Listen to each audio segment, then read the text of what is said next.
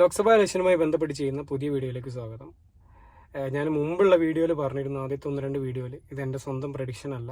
പല ചാനലുകളിലും വന്നിട്ടുള്ള എക്സിറ്റ് പോളുകൾ വിശകലനം ചെയ്തിട്ടാണ് ഞാൻ ഈ വീഡിയോ തയ്യാറാക്കാൻ ശ്രമിക്കുന്നത്. അതുകൊണ്ട് എൻ്റെ സ്വന്തം അഭിപ്രായത്തിനല്ല ഞാൻ ഈ വീഡിയോ ചെയ്യുന്നതെന്ന് ഒരിക്കൽ കൂടി ആവർത്തിക്കുകയാണ്.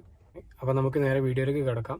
അടുത്തത് കേരളത്തിൽ തന്നെ ഏറ്റവും കൂടുതൽ ആൾക്കാർ ഉറ്റുനോക്കുന്ന തൃശ്ശൂർ മണ്ഡലത്തിൻ്റെ ഒരു ഒപ്പീനിയനിലേക്കാണ് പോകുന്നത്. തൃശ്ശൂർ മണ്ഡലത്തിൻ്റെ ഒരു പ്രത്യേകത, ഈ കഴിഞ്ഞ 2 ഇലക്ഷനിലും ഈ ഇലക്ഷനിലും ഇതിന് തൊട്ട് മുമ്പത്തെ ഇലക്ഷനിലും ത്രികോണ മത്സരം നടന്ന ഒരു മണ്ഡലമാണ് തൃശ്ശൂർ. തൃശ്ശൂർ ലോക്സഭാ മണ്ഡലത്തിലെ നിയമസഭാ മണ്ഡലങ്ങൾ നോക്കിക്കഴിഞ്ഞാൽ ഗുരുവായൂർ, മണലൂർ, ഒല്ലൂർ, തൃശ്ശൂർ, നാട്ടിക, ഇരിങ്ങാലക്കുട, പുതുക്കാട് ഈ 7 മണ്ഡലങ്ങൾ ചേർന്നിട്ടുള്ള ലോക്സഭാ മണ്ഡലമാണ് തൃശ്ശൂർ. ഈ 7 മണ്ഡലത്തിലും കഴിഞ്ഞ നിയമസഭാ ഇലക്ഷനിൽ CPM-ന് അല്ലെങ്കിൽ LDF-ന്റെ സ്ഥാനാർത്ഥികളാണ് വിജയിച്ചത്. അതുകൊണ്ട് തന്നെ നിയമസഭാ ഇലക്ഷൻ്റെ റിസൾട്ടിൻ്റെ അടിസ്ഥാനത്തിൽ നോക്കിക്കഴിഞ്ഞാൽ CPM-ന് ഗണ്യമായ നല്ല ഭൂരിപക്ഷമുള്ള ഒരു മണ്ഡലമാണ് തൃശ്ശൂർ ലോക്സഭാ മണ്ഡലം. അവിടുത്തെ മുൻ റിസൾട്ടുകൾ നോക്കിക്കഴിഞ്ഞാൽ 2 പാർട്ടികൾക്കും MP-മാരുണ്ടായ ഒരു മണ്ഡലമാണ് ഈ തൃശ്ശൂർ ലോക്സഭാ മണ്ഡലം. കഴിഞ്ഞ തവണത്തെ തൃശ്ശൂരത്തെ ഇലക്ഷൻ റിസൾട്ട് നോക്കിക്കഴിഞ്ഞാൽ കഴിഞ്ഞ തവണ കോൺഗ്രസിന് വേണ്ടി അല്ലെങ്കിൽ UDF-ന് വേണ്ടി TN പ്രതാപന് 39.83% വോട്ട്, അതായത് 4,15,089 വോട്ട്. CPI-ക്ക് വേണ്ടി രാജാജി മാത്യു തോമസ് 30.85%, അതായത് 3,21,456.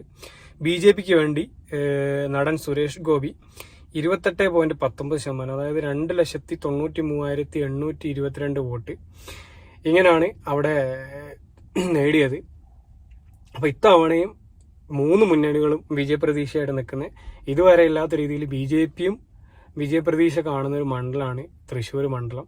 ഇത്തവണ മത്സരിക്കുന്ന സ്ഥാനാർത്ഥികളെ നോക്കിക്കഴിഞ്ഞാൽ കോൺഗ്രസിന് വേണ്ടി K മുരളീധരൻ, CPI-ക്ക് വേണ്ടി VS സുനിൽകുമാർ, അതേപോലെ BJP-ക്ക് വേണ്ടി സുരേഷ് ഗോപി, പിന്നെ BSP സ്ഥാനാർത്ഥി ഉണ്ട്, പിന്നെ NLP എന്ന് പറഞ്ഞ സ്ഥാനാർത്ഥി ഉണ്ട്.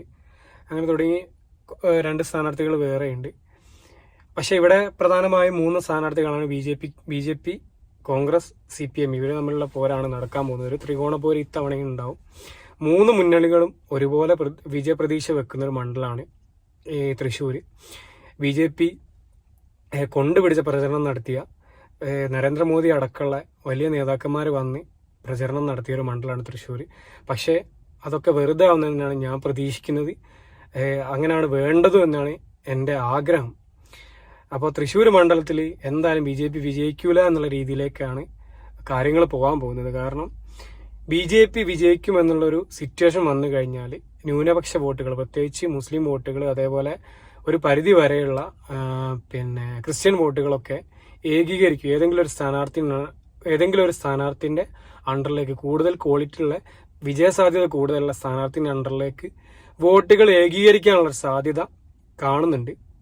അതുകൊണ്ട് തന്നെ BJP ഒരു കാരണവശാലും അവിടെ വിജയിക്കാൻ പോകുന്നില്ല, ഉറപ്പാണത്.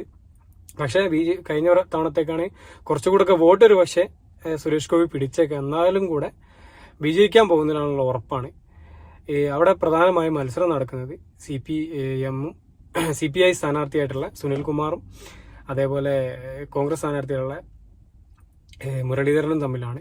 ഇവർ രണ്ടിലൊരാളായിരിക്കും അവിടെ വിജയിക്കാൻ പോകുന്നത് തന്നെയാണ് ഞാൻ പ്രതീക്ഷിക്കുന്നത്. ഒട്ടുമിക്ക ചാനലിൽ നടന്ന സർവേകളിലൊക്കെ ഈ 2 സ്ഥാനാർത്ഥികളുള്ള ഒരാൾക്കാണ് മുൻതൂക്കം കൊടുക്കുന്നത്. സുരേഷ് ഗോപി മികച്ച പോരാട്ടം കാഴ്ചവെക്കുന്നുള്ള രീതിയിലാണ് എല്ലാ ചാനലുകളും പറഞ്ഞു വെക്കുന്നത്. നമുക്ക് ഏതായാലും അത് നേരത്തെ പാലക്കാടിൻ്റെത് പറഞ്ഞതുപോലെ തന്നെ ഒരു വിജയിക്കാൻ 2 മുന്നണിക്കും LDF-നും UDF-നും സാധ്യതയുള്ള മണ്ഡലമായിട്ട് ഞാൻ ഈ മണ്ഡലത്തിനെ കാണാൻ ശ്രമിക്കുകയാണ്. ഒരു പാർട്ടിക്ക് കൃത്യമായിട്ടുള്ള എഡ്ജ് അവിടെ പറയാൻ എനിക്ക് പറ്റുന്നില്ല എന്ന് പറഞ്ഞാൽ വിജയപ്രതീക്ഷ 2 പേർക്കും ഉണ്ട്. BJP എന്തായാലും വിജയിക്കാൻ പോകുന്നില്ല, പക്ഷേ LDF അല്ലെങ്കിൽ UDF ഈ മണ്ഡലത്തിൽ വിജയിക്കുമെന്ന് തന്നെയാണ് ഞാൻ കരുതുന്നത്. അപ്പോൾ വീണ്ടും പുതിയ വീഡിയോയുമായി കാണാൻ ശ്രമിക്കാം. Thank you for watching. Have A nice day.